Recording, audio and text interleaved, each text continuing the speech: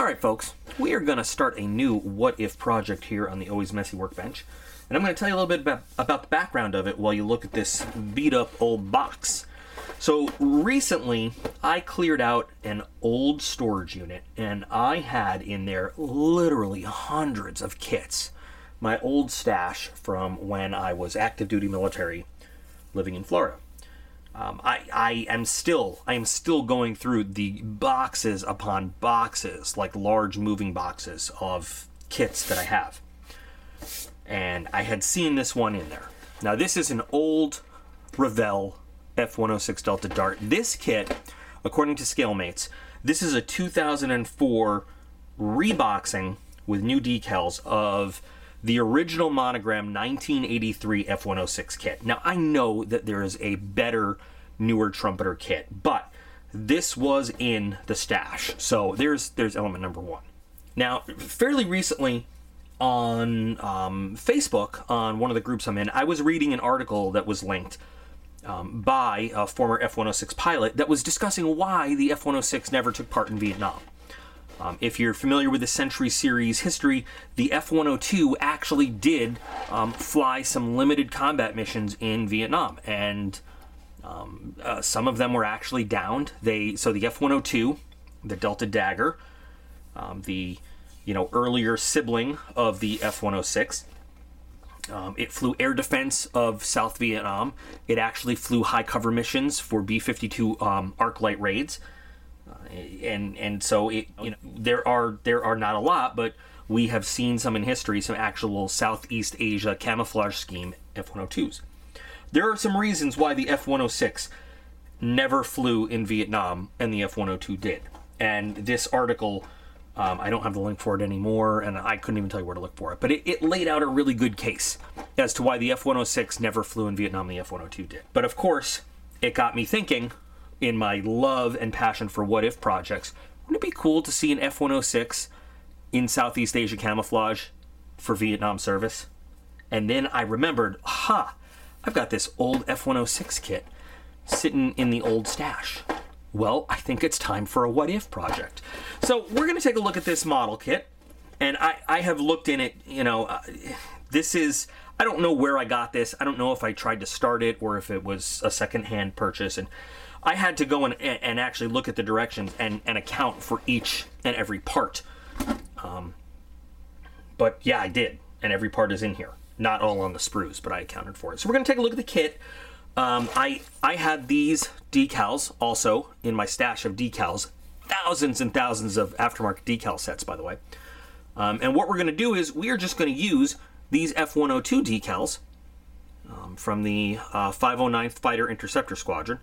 And we're gonna build the F-106, but we're gonna finish it out as this F-102, and just basically say, what if they sent the F-106 instead of the F-102? And we're gonna dress it up like that. So if you're interested in a little bit of history, I'm gonna tell you exactly, according to this article. We're gonna talk about the F-106 real quick as we look through this kit.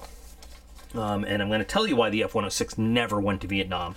The F-106 was considered by the U.S. Air Force its ultimate interceptor. And it was the last straight interceptor ever designed for the U.S. military. Some people will say the F-14 was an interceptor, but the F-14 technically was a fleet defense fighter, and that's a little bit different. So the decals in this kit actually still look really good. Now these are not look, it's got the Revell monogram name, because remember, monogram was folded into Revell at one point. I can't remember exactly why. But the decals actually look pretty usable. So we've got decals for the instrument panel. I'm not using anything aftermarket on this. Number one, there's not much out there for this kit. There's a lot of stuff for the trumpeter. But besides the decals, building it straight out of the box. The decals look pretty good. So, we've got stenciling here. We've got some stenciling here. I don't know. Nice and glossy, though. Not a lot of extra carrier film except where it needs to be. So, okay. So, the F-106 was basically designed from starting with some of the problems with the F-102. It is a high altitude, high-speed interceptor. It was designed at the same time as something called SAGE, the Semi-Automatic Ground Environment, which is a ground-based defense interception system. So basically, it could interact with the F-106 and almost automatically, semi-automatically, vector and sort of similar to the way the MiG-25 could, it could direct in a semi-automatic fashion, put the pilot on the right vector to intercept whatever it needed to intercept, and basically the pilot could let this system, air defense system, steer the plane where it needed to go, and then he would take over for the final launch of the missiles. It was actually a very maneuverable aircraft. I was going to say fighter. We can call it a fighter. It's the F series, F-106. It was actually the second to last F number before they kicked in that whole new renumbering system, the Tri-Series designation system that started over again. So we had the F-106, we had the F-111, the F-117 doesn't count, and we're not going to get into that now. And then they kicked it all over again when they went starting again with the F-4. The Navy had its system, the Air Force had its system, and then the Tri-Service designation system kicked in. The F-110 was the Air Force's version. The F-110 Spectre was the Air Force's version of what the Navy was the F-4, and then they redesignated everything, starting with the F-4 and moving forward. So anyway, a lot of history in this plane. It actually was a phenomenal plane for its job. It had a great radar for the time, had a very low wing load, which is a whole technical term, but so it was actually pretty maneuverable for a high-speed delta-wing interceptor. But the thing was, it was armed with the AIM-4 F and G model Falcon missiles, which were designed to intercept bombers. They were not designed as a maneuverable fighter plane intercepting missile. The Air Force, that was their air-to-air missile at the beginning of the Vietnam War. They got 5 or 6 kills with them. Colonel Robin Olds, a legend in the fighter community, was totally upset with their performance. They did carry them on the F-4 initially. The thing is, they didn't even have proximity fuses because they're designed to shoot at non-maneuvering big bombers. The missile actually had to hit. When used with the radar and the electronics systems with the F-106, it's very different than the F-4, which was never designed to fire that missile. You get much better results firing them off an F-106. Colonel Olds and then the Air Force said, well, we got to get this whole Navy missile called the Sidewinder that they've just designed, because it's a much better close-in dogfighting missile against fighters. Against bombers, it was great. They had the AIM-4. The AIM-4F was a radar-guided version that can be guided from the radar here, similar to the guidance system on the Sparrow. The AIM-4G was a heat seeker and infrared-guided missile. They had the AIM-26, which was a nuclear-tipped version of the Falcon missile, and then they had the Genie, which was a 2-kiloton nuclear rocket that they could shoot into Russian bomber formations. So this thing was all about killing bombers, and it was the prime interceptor for defending the North American continent. So number one, the Air Force didn't want to give that up to send to Vietnam. Number two, this plane, really was designed for high-altitude anti-bomber work. And the Vietnamese were not too keen on fighting if they didn't have a good advantage. And they didn't want to take off and fight at 40,000 feet against a plane that could turn really well, So it would probably not see a lot of combat. And the other thing was the F-4 was designed from the outset to be able to carry bombs, to do the fighter role and to do the bomber role. This was just an interceptor. It never had the capability to carry bombs, so it's kind of a one-trick pony. And the Air Force really did not have the need to send that over to Vietnam. The F-4 really could do a lot of the intercepting mission that the F-106 could do. And it can be used in the fighter bomber role as well. which is really what they started to need as soon as the Vietnam War sort of ramped up. So there's a number of reasons why this plane never got sent to Vietnam.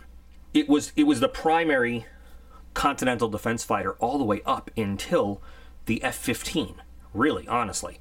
It served until the F-15 started replacing it in fighter interceptor squadrons. So really cool. A lot of history behind this plane, and the weapon systems that went into it. Anyway, interesting. If we look at the lower, like one piece, lower wings, lower fuselage, we can actually see over here the production stamp, monogram 1983 China. Even though this is a reboxing from Revell, you can see all the same molds right here.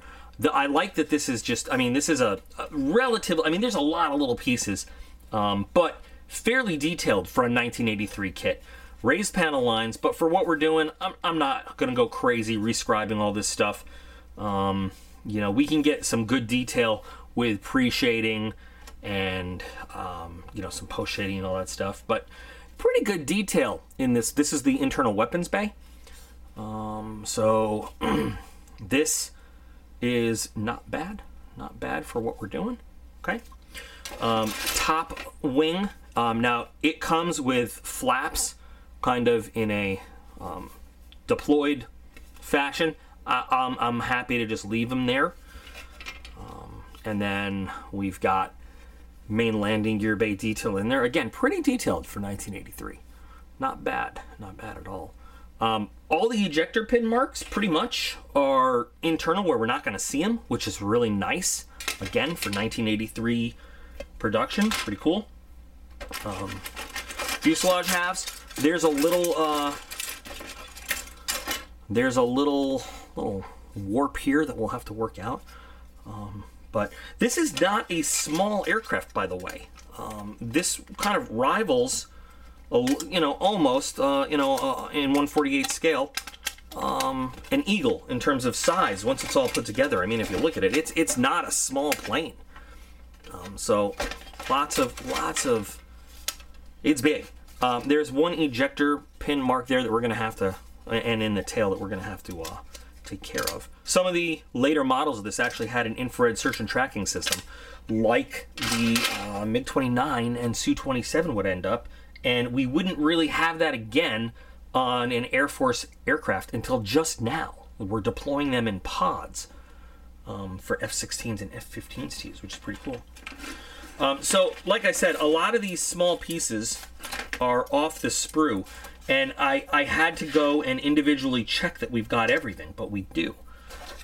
And if we look, there is, again, pretty good detail inside the landing gear. This is the nose bay. I mean, pretty good for, again, 1983 kind of molds. What I'm thinking of, and I'm not sure if it's going to fit. Now, again, it's what if, so I can change stuff around. These are the drop tanks, and you know they were so efficiently designed for this plane that they have net zero effect on the aerodynamics and the supersonic speed of the F-106. But I'm thinking, if they were going to deploy this thing in Vietnam, maybe, just maybe, they would want to throw some sidewinders or sparrows on under the wings. Just maybe. So I'm going to see if it even, you know, the ground clearance works. I might cut the fuel tank off because we've got air-to-air refueling capability in this plane. So you know we might not need the drop tanks. So I might throw these underwing pylons on the wings and cut the fuel tanks off and put either a pair of sparrows or a pair of sidewinders under there to improve their chances, you know, in air-to-air combat. But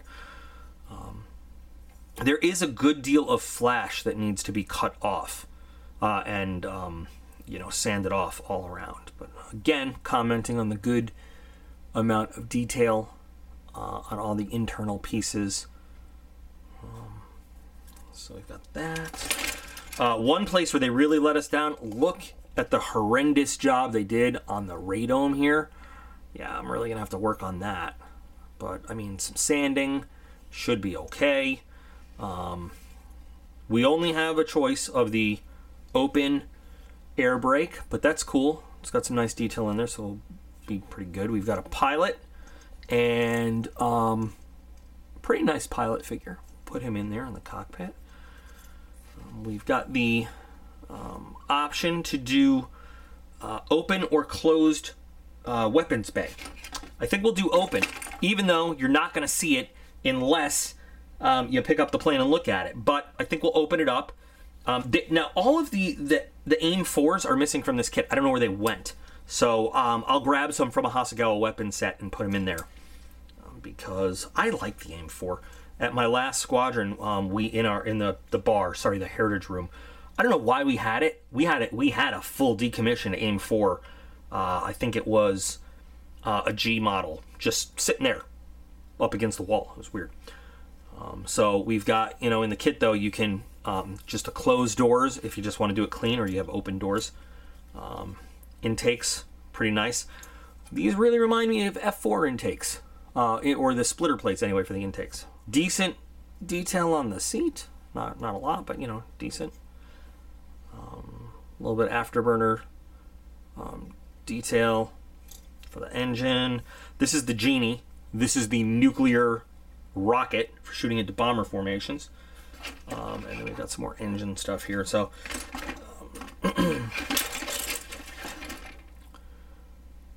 this is the main instrument panel, and again they have that decal for doing that. And then we've got the cockpit tub over here. Now there is an Edward photo etch set for the trumpeter kit, but not for this one. I don't know. And now at the time where F-102s were deployed to Vietnam, if we're doing this historically accurate, we would use this canopy with the the metal brace down the middle. But I like this bubble type canopy over here. I might fudge it and use that one because again, it's a what if. But very, very clear, nice, no seam down the middle. I mean, Hasegawa and kinetic canopies today have that seam down the middle. The 1983 molding, very nice, clear, no seam down the middle canopy parts. Beautiful. Pros and cons to this kit. Lots of raised details, not a lot of, in fact, no recessed details, but very nice for a 1983 molding. Standard Revell / monogram stuff, instructions here. They're pretty clear. I mean, the detail on the illustrations are very clear. I love that they actually tell you what every single piece is. They don't just give you numbers. They tell you what everything's supposed to be, with individual paint callouts as they go. No ambiguous stuff. I mean, the pictures are very clear as to what it's supposed to be as you go. So pretty good. Interior green. It's supposed to be green zinc chromate, I'm pretty sure, because I did a little bit of research, but so there we go. Now I am not going to obviously do any of these decals. That doesn't really matter right now unless we use the stencils, but there we go. So I think this is going to be a fun and exciting project to do. I'm just dying to see what it looks like in the Southeast Asia scheme. So let's get going, starting with building the ejection seat and the cockpit tub. I might fudge it a little bit. I just want to get a rough idea of what this thing is going to sort of look like. I think since I can put these together without this being done, I'm going to put the fuselage sides together real quick so I can lay it out, and then we'll go back and start doing the stuff. Well, here's just a rough wag at what we're going to be dealing with when it's all done. And there's no big warp on the wings, which is what I was afraid of, in such an old kit. This kind of reminds me of something you'd see sitting in the boneyard. But everything looks pretty good. A little bit of work. I mean, there's going to be a lot of work sanding this big seam on top. And I can tell that once we get everything assembled, we're going to have a lot of sanding on these seams. And with all the raised details, it's going to be kind of a pain, but we'll make it work. Progress on this has been actually pretty quick. So I have, and you know what? you've seen cockpits done a million times, and I'm not doing anything special to this one. So I didn't really do any in-progress shots. And the honest truth is, and I know there's some people that might be offended by this, and they're like, you do your best work all the time. I did this to look good at a glance. The real work on this, the real thing that people are going to be looking at on this model is that an F-106 in Southeast Asian camo? Yes, it is. Now, I'm not saying I did a crappy job inside the cockpit, but, you know, the real look of the plane is going to be the exterior. So, building everything, you know, out of the box, because the whole thing was to use a kit I had on hand. You know, I used some real pictures for reference. And I know it looks messy in the tub right now, but as you can see, when you put the seat in, you don't see any of that. So don't worry, it's not done yet. The decals for the upfront instruments are great. I'm still going to give a little wash to that, though, to just give it some depth and everything. What I tried to do was, if you go to a museum and you see these old aircraft, there's always a lot of wear on the control surfaces, on the controls. So I tried to replicate that really on the stick over there with some metallic, some silver, and some primer showing, and then little spots of it around the side panels and everything like that. So basic, very easy to do. You can't really see the work I put into these cockpit walls though, and I actually did, like I said, I looked up some F-106 pictures and painted them as closely as I could to match that. But again, once the seat's in, it's really going to be, I mean, the seat and the up front is going to be the focal point of this cockpit. This is a mistake that I was doing warning lights there. That shouldn't be there. I'm going to fix that. But so this step is done. And I am going to do just a little bit more detailing on there and fix it up a little bit, and you'll see what that looks like. The instructions call for the entire thing, the entire cockpit, to be dark gold gray. And luckily I had one little bottle of Model Master. These are harder and harder to find, and enamel. So I did that, and they want the seat dark gold gray as well, but I think I'm going to take some artistic liberty here, and I'm going to paint the seat just a slightly different shade of gray, so everything doesn't blend in to one color, because then, you know, this is all supposed to be dark gold gray and everything else, and I'm going to do that. All the cockpit surfaces are going to be dark gold gray. I'm going to make this something slightly different. I'm not sure what yet. Again, I'm going back to this, for 1983 molding, fantastic detail on the seat. And I think because it has such great molded in harness straps and everything, I might just go without the pilot in this. There's a lot to show off on the seat here for what it is.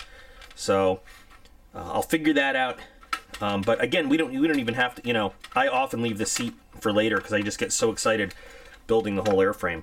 So now that that's done, the only other thing I did was I glued in this one piece of the landing gear bay just to see how well it was going to sit and everything. And the bottom of the cockpit tub represents some landing gear bay. To get this thing to sit, didn't sit perfectly right. I actually used some UV resin, put it in there, and then cured it so that it really gave it a good firm hold. Because if you'll see, there are gaps all around the cockpit tub. And it wasn't holding very nicely, and I didn't want to go crazy with like really thick glue, and I just didn't feel like taking the time to build up braces out of stock plastic. I had the idea to try the UV resin, and it worked beautifully, and it is in there, and it is not going anywhere. So cool, just a spur of the moment idea. So I'm going to get back to detailing out the cockpit a little bit. I am dying to see how this thing looks all together. So I'm going to start progressing on the aircraft building a little bit. Oh God, what beautiful lines these classic fighters have, you know, when they started introducing area rule and all that stuff. One of the things I want to do, though, I don't think we need to have 1983 made in China on the bottom, so I need to get rid of that, just sand that off. But I'm going to start moving on with construction, and we'll take a little break so I can explain what we've done and how we've done it as we go.